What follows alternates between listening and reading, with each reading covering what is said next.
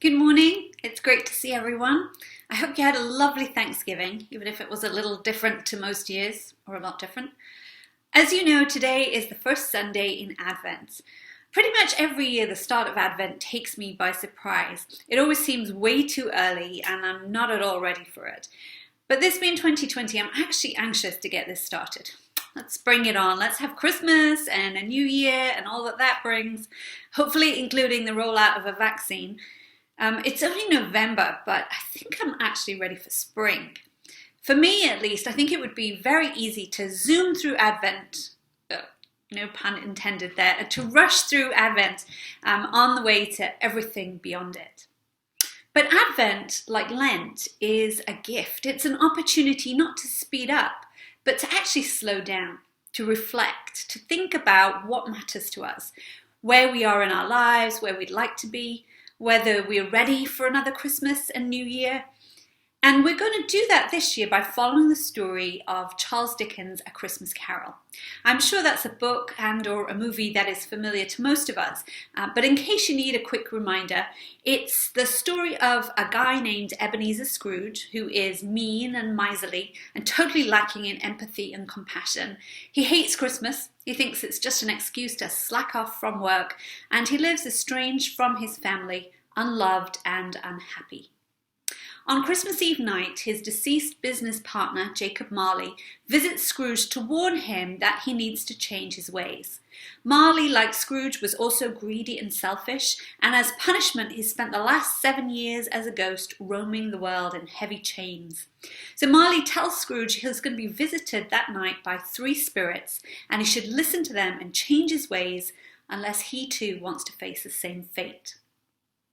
Scrooge is indeed visited by 3 spirits, the spirit of Christmas past, spirit of Christmas present, and spirit of Christmas yet to come. And then he wakes up to Christmas morning. So for the 4 weeks of Advent, we're going to follow this same order, looking at past, present, and future, and ending with a celebration of Christmas. A Christmas Carol was written in 1843 and was an instant classic. It was published on December 19th of that year and had completely sold out by Christmas Eve. 12 more editions were published in the following year alone. The first movie version was released in 1910, created by Thomas Edison's film production company. And there have been many other movie versions, as well as theatrical productions, puppet shows, even operas based on the story. In fact, you might want to reread the book or watch one of the movies to engage with this story a little more during this Advent season. But just what is the appeal of the story? Well, I'm sure everyone has their own reasons for liking it, but there are 2 aspects of this story that stand out to me. And the first is its weightiness in what can be a rather frivolous season. This is not a story about elves or gingerbread houses or anything like that. This is a book about life and death, about how life impacts death, in Marley's case, and more central to the story, how, like Scrooge, you can still be alive, but really be already dead, or at least mostly dead, to quote another movie, when you should and you could be living life more fully. It's a movie about identity and character and how who we are impacts the people around us. The visions of past, present and future are forced on Scrooge. He doesn't want to go there. It's quite an unsettling story, even scary. In fact, many kids have been traumatized by this story over the years. But at the same time, it's also a very hopeful story. The central theme is that change is possible. It's never too late to change, and change for the better. Despite appearances, Scrooge is not a hopeless case, and in fact, perhaps even change is easier than we imagine it to be. Now, of course, this is a story. I don't think many people are transformed overnight, but the message is change is possible and change is worth it. I hope I'm not spoiling the ending for anyone by saying that for Scrooge, change proves to be worth it, worth the fear and the pain. So this is a great story for Advent, for this season when we reflect on who and where we are in life and as we look to God to help us change for the better. The word Advent comes from the Latin word adventus, meaning coming or arrival, and originally it referred almost exclusively to the arrival of a Caesar. So the word carries with it a sense of movement as well as a sense of anticipation. And like the three spirits in A Christmas Carol, Advent has traditionally had three dimensions: past, present, and future. The past dimension refers to the words of the prophets in the Jewish scriptures. Churches that follow a traditional liturgy have a strong focus at this time of year on prophets like Isaiah, Zechariah, Malachi, and others. Prophets who brought promises of God's help to people. Promises that God hadn't forgotten them, that God was with them. God would lead them into a more secure and peaceful future. These promises of rescue and comfort and hope related to specific events in the life of the prophets, hundreds of years before Jesus was born. But over time, they were also seen as referring to some future day when God would step into time and space in an unprecedented way by sending a Messiah to save Israel and restore justice and peace to the world. And so, as followers of Jesus, we see this past dimension of Advent fulfilled in the life of Jesus. The present dimension refers to the belief that this is not just a historical story or even a myth from a long time ago, but that Jesus is here with us today by his Spirit in the midst of the joys and the struggles of everyday life. And that Jesus' presence with us means something. It gives us the power to change. It gives us the hope to believe that change is possible. And the future dimension refers to our hope in the many promises in Scripture that God will reconcile all things. Now that could mean all kinds of things, and we'll look at some of what that might mean in week 3. But whatever the specifics, we believe we can be hopeful for the future. God promises not to abandon creation, but to make it whole, and to make us whole. So this is hope that Jesus' future advent, Jesus' future coming, will be in a whole new way. It will be an answer to the prayer, "Your kingdom come, your will be done on earth as it is in heaven." So, although it's a bit of a cliche to say it, I think Advent is a magical time of year. It's a break with ordinary time, and it's a unique season in the year when past, present, and future converge in some ways. So this week we're going to look at Christmas Past, and we're going to watch a clip from Disney's A Christmas Carol. Now, just before this clip starts, the spirit of Christmas Past appears to Scrooge as he's sleeping in bed and carries him off to see scenes from his childhood. Now, in the book, the spirit of Christmas Past makes the statement that time is running out for Scrooge. And this is illustrated in this version of the movie by the spirit being a small stub of candle that is rapidly burning away. In the scenes from Scrooge's past, we see he was a poor child with an abusive father who sent him away from home at a young age to fend for himself. It's all very sad. And in this scene we're going to watch, Ebenezer Scrooge is looking at a younger version of himself, dancing on Christmas Eve with the love of his life and future fiancée, Belle. Let's watch it. Poor Scrooge. He was so full of fear of becoming poor and vulnerable again, as he had been as a child, that he became obsessed with making money and drove away the people who loved him. And now, looking back, he's full of regret. Regret is perhaps not an uncommon response when we look back over our lives, maybe particularly actually at the holidays. There's an expectation in our culture that everything should just be wonderful at the holidays. And when we look back, life might not quite live up to that. Maybe when we look back, we have regrets about some of the decisions we've made, or opportunities we didn't take, or relationships we let fall by the wayside. And so often, as with Scrooge, we can see these decisions were based on fear. Fear of loss or vulnerability, fear of being hurt or disappointed. I don't know anyone who's quite like Scrooge, but maybe some of those regrets have made many of us a little bit hard or cynical or bitter even. And maybe like Scrooge, we'd really rather not reflect on the past at all. But the past need not only engender regret. The past can also be a source of hope. Scrooge looks back on his relationship with Belle with regret. But as the viewer or the reader, we get a different perspective on Scrooge. We see him in a new light. We realize he wasn't always as he is now. And if he wasn't always bitter and mean in the past, well, maybe he won't always be bitter and mean in the future. Looking back might show us that there is reason for hope. Hope that things can be different. Hope that we can be different. Scrooge doesn't want to look at his past. He lives in fear. But these visions are a gift, an unwelcome gift, but a gift nonetheless. They're a gift of hope for a new way of living. Will Scrooge continue to live in fear, or will he choose to live in hope? We'll have to see as the story goes on. But this choice between living in fear and living in hope was one that the Jewish nation was very aware of throughout their history. Time and again, we read in the Bible stories, the Jewish people came under attack, or they were oppressed, or faced with other kinds of hardship. And time and again, they had to choose between living in fear and protecting themselves at all costs, the way Scrooge did with his wealth, or living in hope and trusting in God's protection. And it's at those decisive moments, choosing between hope and fear, that the prophets spoke out. And we're going to look at some traditional Advent passages from the prophets today. There are lots of ancient prophetic scriptures that have become associated with the birth of Jesus. But each of these scriptures has its own story.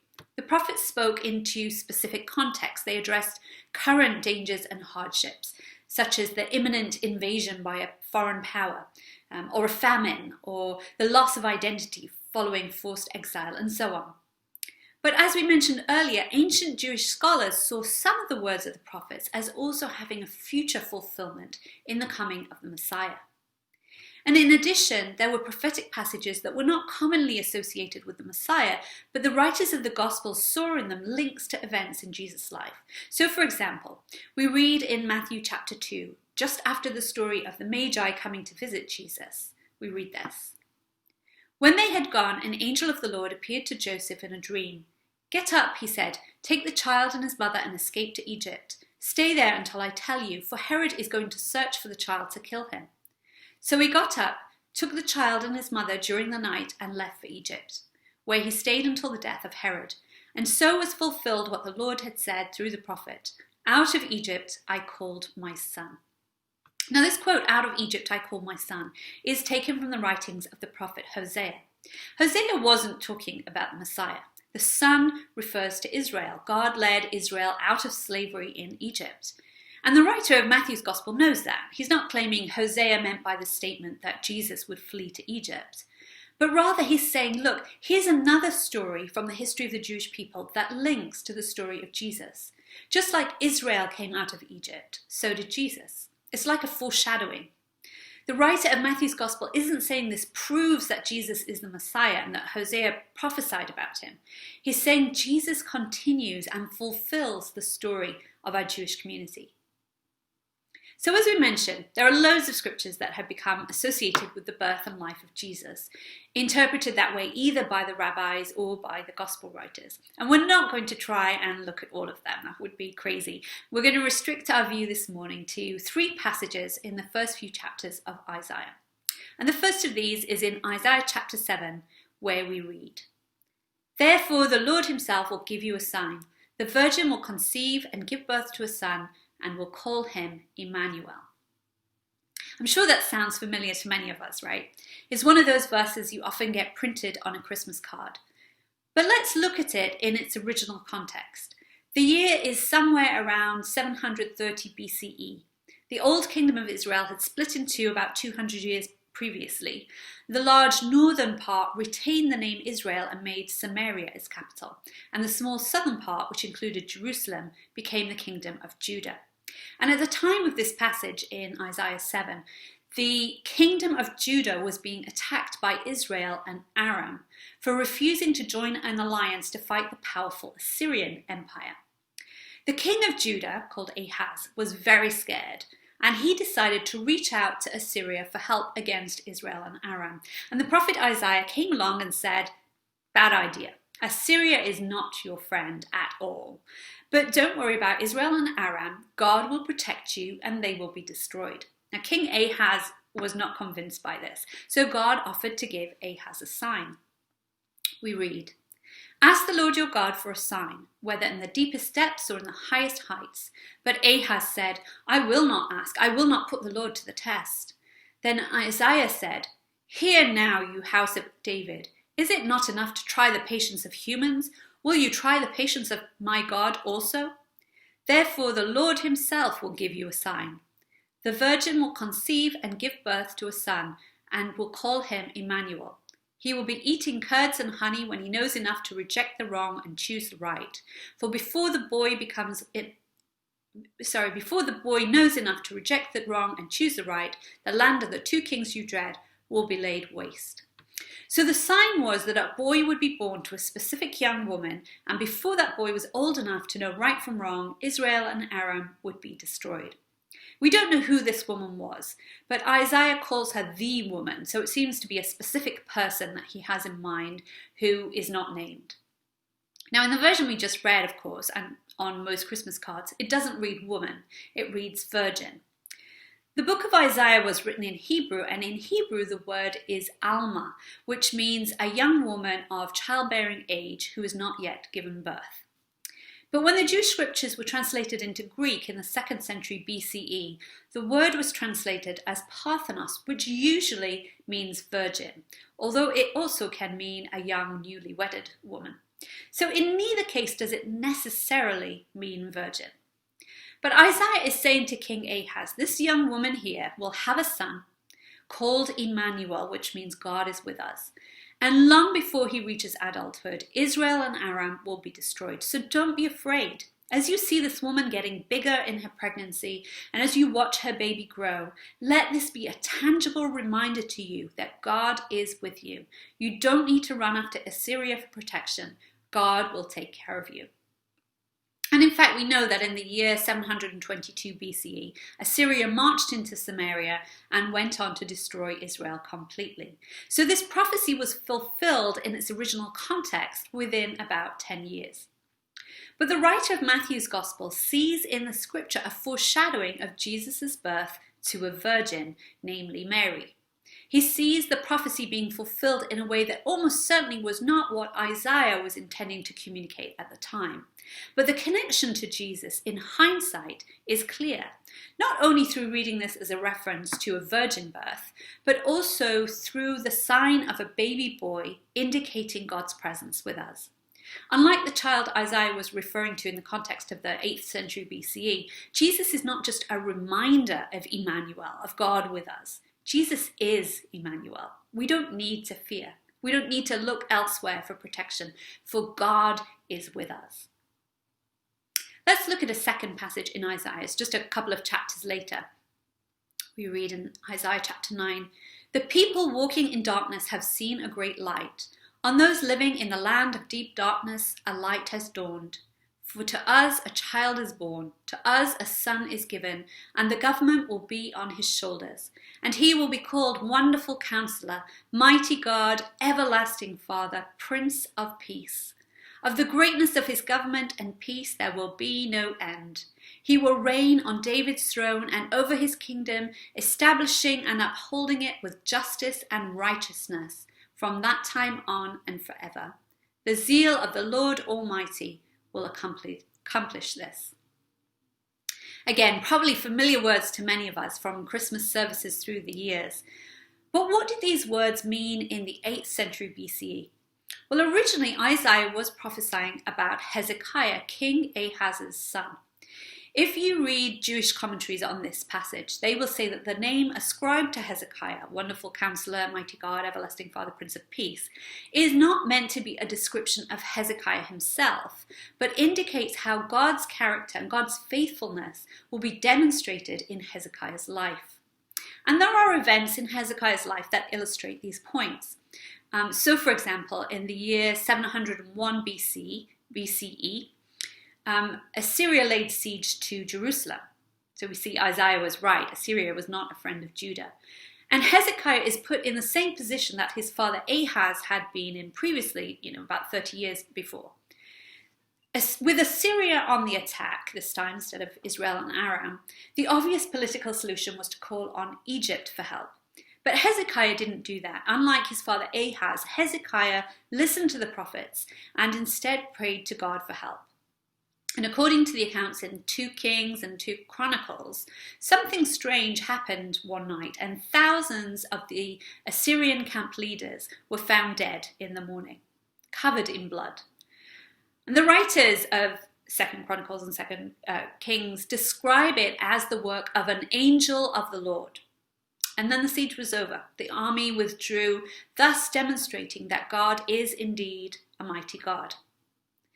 Later in his life, Hezekiah became very ill with some kind of tumors and was expected to die. And again, he prayed to God, asking God this time to extend his life. And God, the eternal Father, added 15 years to Hezekiah's life. And the remainder of Hezekiah's reign was peaceful. And archaeological records show that settlements in the area increased significantly during this time. Settlers, particularly those displaced from the former northern kingdom of Israel, sought a safe and peaceful place to live and moved into Judah. So we have a Prince of Peace demonstrating the greatness of God's government. Isaiah's prophetic words in chapter 9 seem to find at least partial fulfillment in Hezekiah. Hezekiah was considered a righteous king. He enacted sweeping religious reforms and outlawed the worship of foreign gods. But he was also flawed. He grew proud and he boasted of his riches. He seemed indifferent to future threats to his people. He didn't really live up to this description of God's character and faithfulness that we see in his name. And so this passage becomes one of those that was associated in Jewish thought with the coming of the Messiah, a future king who would bring lasting peace, justice, and righteousness. We see that even more in Isaiah chapter 11, where Isaiah presents what life might be like under such a future king. And this is the last of the prophecies we're going to look at today. Isaiah 11. A shoot will come up from the stump of Jesse. From his roots a branch will bear fruit. The Spirit of the Lord will rest on him, the Spirit of wisdom and of understanding, the Spirit of counsel and of might, the Spirit of the knowledge and fear of the Lord, and he will delight in the fear of the Lord. He will not judge by what he sees with his eyes or decide by what he hears with his ears, but with righteousness he will judge the needy. With justice he will give decisions for the poor of the earth. He will strike the earth with the rod of his mouth, and with the breath of his lips he will slay the wicked. Righteousness will be his belt and faithfulness the sash around his waist. The wolf will live with the lamb, the leopard will lie down with the goat, the calf and the lion and the yearling together, and a little child will lead them. The cow will feed with the bear, their young will lie down together, and the lion will eat straw like an ox. The infant will play near the cobra's den, and the young child will put his hand into the viper's nest. They will neither harm nor destroy on all my holy mountain, for the earth will be filled with the knowledge of the Lord as the waters cover the sea. In that day the root of Jesse will stand as a banner for the peoples. The nations will rally to him, and his resting place will be glorious. Isaiah had high hopes for Hezekiah, as we've seen, but it seems very unlikely that he thought Hezekiah could ever fulfill these words. Isaiah is looking forward to a completely different kind of king. Even allowing for poetic hyperbole, this is a king like David, who's rooted in the line of Jesse, but so much better than even Israel's greatest king. This king will bring justice for the poor of the whole earth. This king will not just defeat enemies, but he will bring peace to all nations. This is the promise of a whole new world order, a new way of being. This certainly wasn't accomplished under Hezekiah's reign. Hezekiah at one point invited people from the tribes in the former northern kingdom to join the Passover celebration in Jerusalem, but they refused to come. He couldn't reunite Israel, let alone bring peace to all the nations.